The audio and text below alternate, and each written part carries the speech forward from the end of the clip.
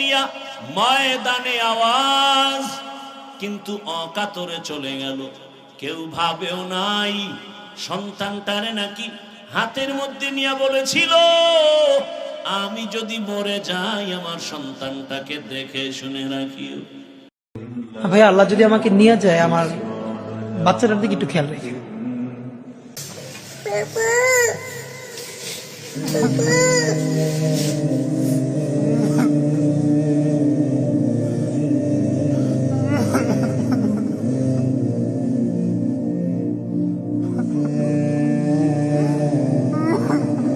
আজও কলিজা ভরে দোয়া করেছি, এমন একটা মোনাজাত নাই যেখানে আমি যুবকের জন্য কলিজা ভরে দোয়া করি না।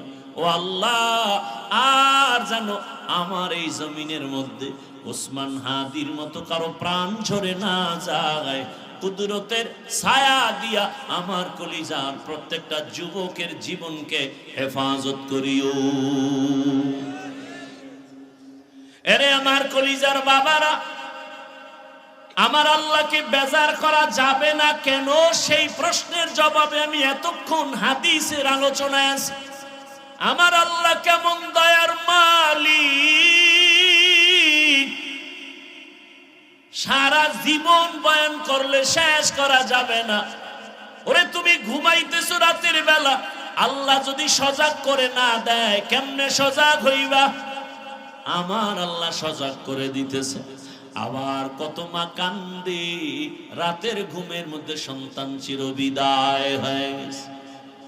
ও আমার যুবক, এত কষ্ট করে এত দৌড়ান দৌড়াই, না খানা না ঘুম না শান্তি, পায়ে ধরে ধরে বলি বাবা তুমি স্কুলে পড়ো, কলেজে পড়ো, চাকরি করো, ব্যবসা করো, আমি কলিজা ভরে দোয়া করি।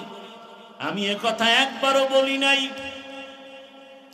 স্কুল বন্ধ করে মাদ্রাসায় যাও, তাবলিগে যাও, পীরের